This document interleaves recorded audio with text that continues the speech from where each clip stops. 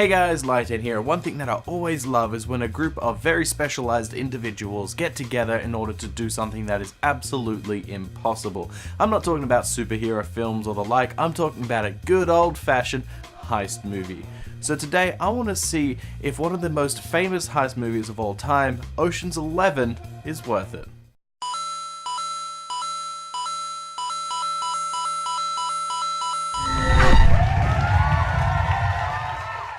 Ocean's 11 was released in 1960 and stars some very interesting people like Frank Sinatra and Dean Martin. But today I'm not going to be talking about the original movie, but rather the remake that came out in 2001. As the name implies, this movie has a huge cast of characters with 11 main characters that make up the team and a couple of characters that aren't even on it. They all come together in order to pull off one of the biggest heists of the era, but let's not get ahead of ourselves. Danny Ocean, played by Clooney, is just released from prison after being caught during his last big scam. So what's the first thing that he does when he gets out? Starts working on a scam, of course. Man, some people just don't learn. He starts visiting his old friends to put together a team for a seemingly impossible heist. His first friend is Frank, played by the late Bernie Mac, who is an inside man at the casino that Danny plans to rob. Next up is Rusty, played by Brad Pitt, who is Danny's best friend, and he is really good at making plans and doing jobs. From there, they collect many other people, including a young Matt Damon, who is their pickpocket, and they tell everybody their plan. A vault inside the Bellagio Casino held by a Mr. Benedict that will contain about $160 million, which is just a stupid amount of money. But it's not going to be easy, as there are laser sensors, some pressure sensors, only one entrance which is from an elevator that also has weight sensors and lasers in the shaft itself, also cameras and guards galore. It's going to be impossible. Or is it? I know that this team is going to try their hardest, and if they succeed, they'll have enough money to buy their own Ocean. Ocean's 11 has a huge cast of characters, with 11 of them being on the main team, and because of this, not a lot of them get a huge amount of screen time, growth, or development. Sure, they are all present in the planning stage, and they all contribute something to the overall plan and scheming of it all, and they all have a job to play in the final part when the heist actually goes off. But honestly, a lot of them don't do a whole lot of much aside from sitting around and spouting jokes and doing some of the humor that's found in this movie. Honestly, even though there's so many characters in this film, there are 4 main ones, with only 2 of them being on the main cast, with Danny, being the ultimate main character, then his best friend Rusty being another main character, and then 2 other main characters aren't even part of the 11. Tess, played by Julia Roberts, is the ex-lover of Danny, and she's the new lover of Benedict, played by Andy Garcia, who is the Mark, who's the person that they're going to be robbing in this movie. They have so much more screen time than most of the other characters, and it's these 4 core characters that we spend most of the time with. So I don't see why there had to be such a big cast. You could easily merge some of the characters together in order to create a bit more of a well-rounded character. Also, it would mean less screen time shared amongst all the other characters, so then you could spend more time with certain people and develop their characters a little bit more. I just don't get why there had to be so many, maybe because it's called Ocean's 11 and it's based on the original, but honestly they could have cut it down and trimmed it down just that little bit. But even though there is that big cast of characters, each one of them does have a time to shine, which is good, and most of it is done with humor. There are a lot of jokes in the film, and most of them are in the dialogue, but there are still a few of the action ones taking place. One thing that I quite like about this film are the interactions between Danny and Rusty. They are filled with jokes and humor, but not in a very typical sense. It's not jokes in the typical sense like knock knock who's there, but more that these two are such best friends that they just get each other and they finish each other's sentences and know what each other is thinking. They make jokes about other things that they've done in their past and bring up referential humor that they get, things that they understand about each other. It's something that I find quite funny, but my girlfriend wasn't too impressed, as most of what they say and what they're joking about is done in a more subtle way. It's not a laugh out loud kind of thing, so I understand why she didn't like it very much. So the 4 super main characters of course get the most screen time and the most development. Danny is the con artist that you can't help but like. Even though he's doing a bad guy thing and he's robbing a vault inside a casino, you can't help but like him. He's got such a likable personality and he's so fun and optimistic that you can't just hate him. Then when he's paired with Rusty, who's the other main character, Rusty has a lot of cool lines and stuff, and he's just a really cool laid back kind of guy, so you like him mostly due to what he's doing with George Clooney. And then we come to Tess. Now Tess is Danny's ex-wife and boyfriend to Benedict, so of course she's going to be centralized in the drama here. Now, we spend a lot of time with Danny, and he's such a happy, jovial guy, and you just can't help but like him. So when Tess absolutely hates him, it's quite jarring and you want to know why.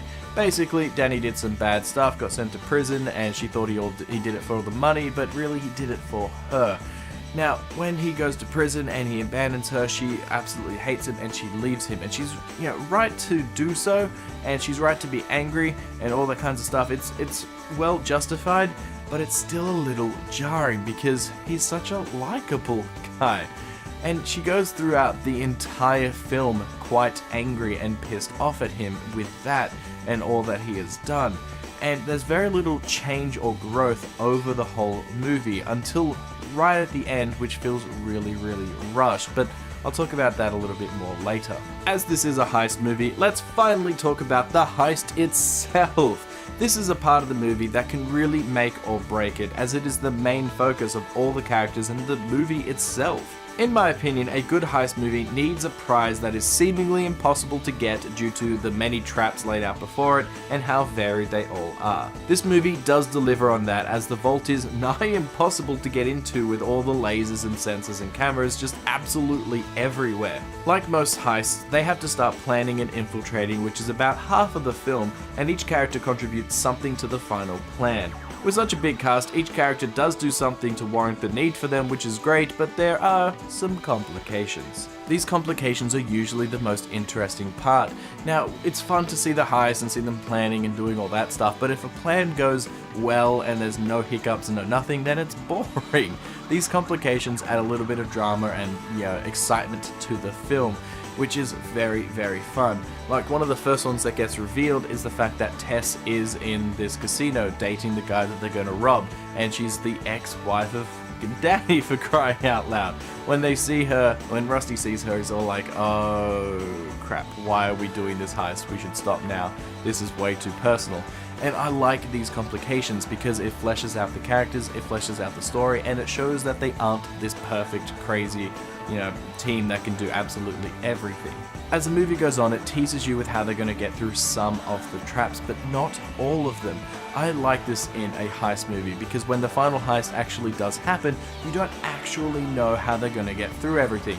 You know vaguely how they're going to get through some of the parts, but you don't know the whole thing until you see it, which will lead to the twists at the end of the film, because most heist films have that twist, usually to do with one of the complications as well, and how it was all part of the grand plan usually. It's pretty funny how many heist movies do that. But these final few moments and you getting to see the actual plan take place is usually the most exciting part of the film. So I'm going to go into some spoilers for the final heist and the ending of the film, so click ahead to whatever this timestamp is if you don't want any spoilers for this movie that's like 17 years old. Jesus Christ. If not, then continue watching, but you have been warned. The final heist has many exciting moments and a few little complications as well, like when Yen misses his perfectly trained backflip onto the shelves of money, then he gets his bandage stuck in the door, and it's all very tense because Danny is just about to blow up the door, which then turns into some humor. Over the course of the movie, they've been playing Benedict pretty well by pushing him to the edge even though he's trying to stay calm, and he believes throughout the entire film that he is in control, only for them to fool him with the old, "We filmed it, so you weren't actually watching a live camera" idea, which to this movie's credit he did figure out, but he does so too late. I quite like this reveal because you do think they have been caught and you don't fully understand what's going on, and this idea hadn't been used at all, or if it had, it wasn't used often. The crew then walk out the front door of the casino dressed as a SWAT team. During this, Danny was being beat up, so he returns and pretends like he was there the whole time. Honestly, the heist is full of fun, big moments, and a few surprises and twists, but I have a few little problems with it. First off, where did they get that SWAT van? I don't think they explained that, but if they did, then my bad. Also, it's clear at the end that Benedict thinks that Danny was the one that robbed him. He is all but convinced that it was him, but he just lets him go. Man, if I was him, I would have done a hell of a lot more to get some information, and it kind of ruins that part of the ending. It just feels awkward. But the thing that annoys me the most is Tess.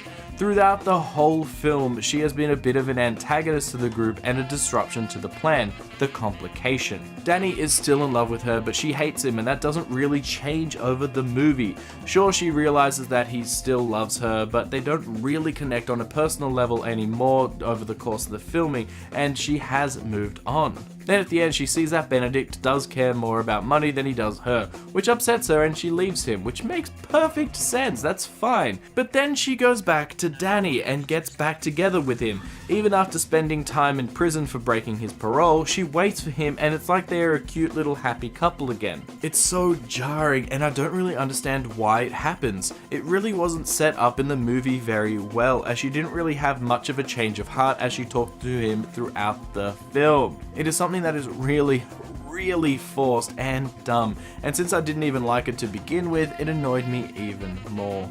Even my girlfriend at the end of the film was going, what the heck, why did they end up together? I thought they hated each other. And I was like, yeah, that's the same sentiment that I had, but for some reason they wanted them to get together. So that's the end of the spoilers, guys, and let's go on to my verdict. In my opinion, I think that Ocean's 11 is worth it. It is such a great heist movie. Even though there's such a large cast of characters, they all do something fun and they all are unique in their own personal way. I quite like that this film has so much to do and it's got like a 2-hour runtime, but it doesn't feel like it drags on, as the first half of the film is sort of about the planning and the second half of the film is more about the heist. Being so many big stars in this film like George Clooney and Brad Pitt, Bernie Mac, and etc, is just an absolute crazy amount of good talent here, so there was no way that they could have done this badly, and the heist itself is so much fun. I do have some problems with the film, like the fact that there are too many characters and I didn't quite like Tess, and some of the things about the ending really annoyed me, but honestly those faults are too few and small to actually care about. I think overall the film is fairly entertaining and it's definitely a worth watch, especially because it's one of the better heist movies that I have seen. So tell me what you thought about Ocean's 11. Did you like it? Did you hate it? Did you watch the sequels? I've only seen 11 and 12 and now there's a 13 and an 8. I thought 8 was going to be a prequel to like Ocean's 11, but no, it's a sequel to Ocean's 13, so it's the 4th movie in the series, but they just called it 8 because there's 8 people on that team. It's really strange, so I guess the next one's going to be Ocean 9, and then eventually 10, then there we go, we've got the whole set. We've got 2 trilogies, that's pretty funny, actually, to think about. Anyways, it's like Star Wars, they did like 11, 12, 13, and then they do 8, 9, 10, bunch of silliness. Anyways, I'm rambling. Don't forget to like and subscribe and tell me what you thought about this film in the comments down below. And I'll see you guys next time. Bye!